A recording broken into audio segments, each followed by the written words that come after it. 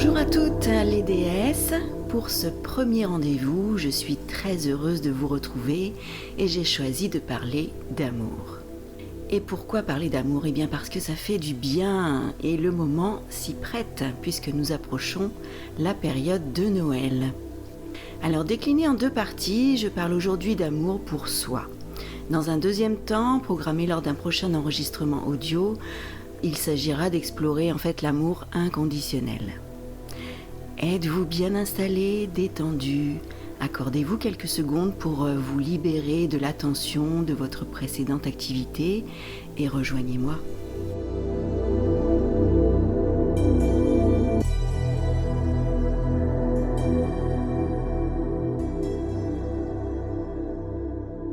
Coucou, je suis là. En préparant ce thème de l'amour, j'ai taillé, arrosé, contemplé, admiré plusieurs façons d'aimer.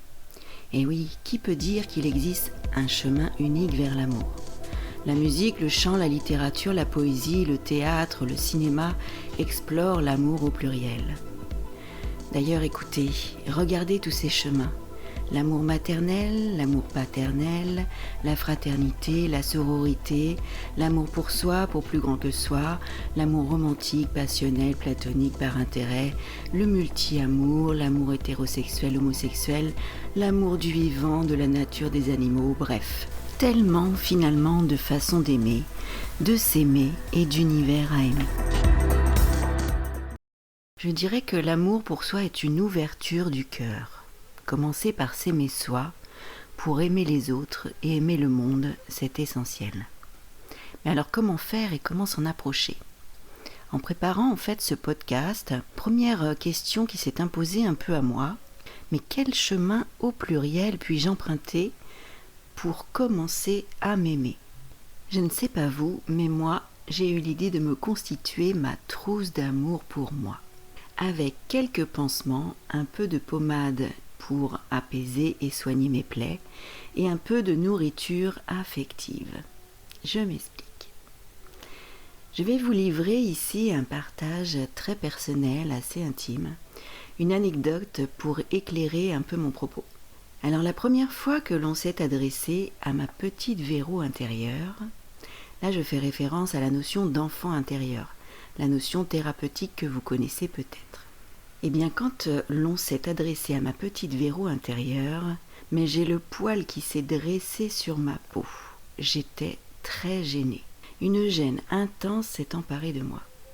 Et c'était sans doute le signe que la nécessité d'aller explorer mon enfance venait de faire surface.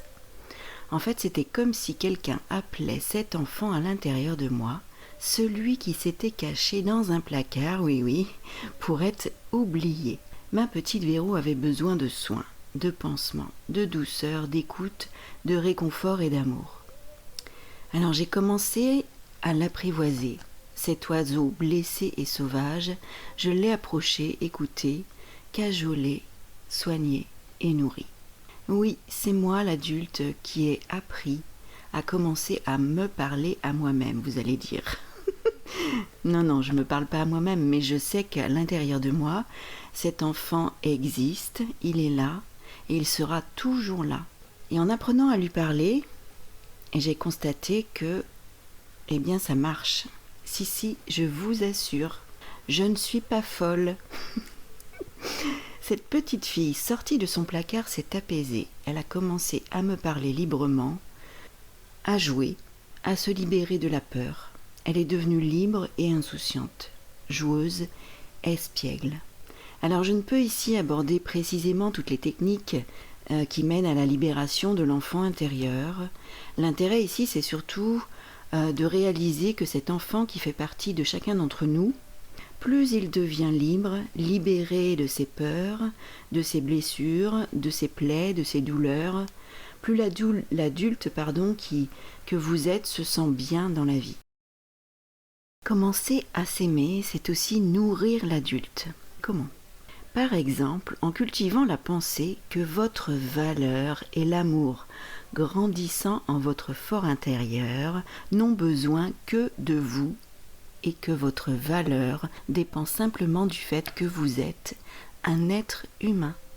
L'estime de soi peut se muscler, il existe de multiples solutions pour cela. Vous pouvez d'ailleurs choisir celles qui vous parlent et qui fonctionnent bien pour vous et qui vous font le plus de bien possible. Et surtout, apprenez à vous reconnaître par vous-même sans l'autorisation des autres. Alors j'en profite ici pour souligner l'importance d'un podcast que j'ai découvert il y a à peu près 1 an. C'est celui de Jenny Chamas qui s'intitule « Femme et ambitieuse ». Je vous le recommande, c'est un petit bijou. Je vous propose ici un outil imaginatif, facilitant et plaisant à réaliser pour atteindre votre but. Alors pour moi c'est un peu facile parce que je suis une grande rêveuse, donc partir dans l'imagination, ça me plaît. Visualisez, en fermant les yeux, la déesse qui vous définit ou celle que vous souhaitez devenir.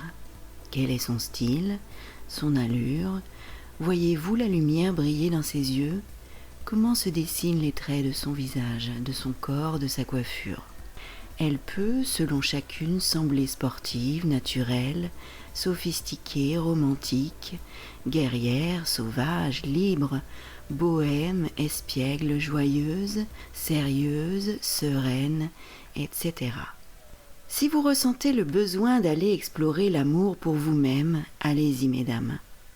C'est une rencontre avec vous-même qui se prépare, c'est magique et épanouissant, apaisant. D'ailleurs, je vous livre un secret. Le temps que l'on prend pour soi avec soi-même n'est jamais perdu. Je répète, le temps que l'on prend pour soi avec soi-même n'est jamais perdu. Je terminerai ce podcast avec une carte d'un oracle qui s'intitule Féminitude de Monique Grande. C'est la carte de la joyeuse que j'avais tirée il y a 2 ans pendant les fêtes de Noël. Alors je vous lis quelques notes que j'ai prises à ce sujet. Explore la petite fille, la jeune fille, puis celle qui est devenue femme et les liens qui existent entre elles, jeunesse, force, éternité.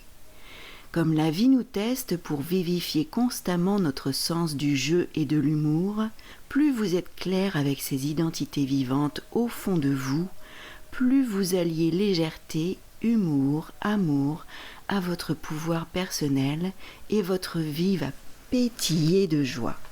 Votre femme devient solaire, lumineuse, resplendissante de créativité féminine, car écouter son or intérieur permet d'atteindre l'amour de soi-même.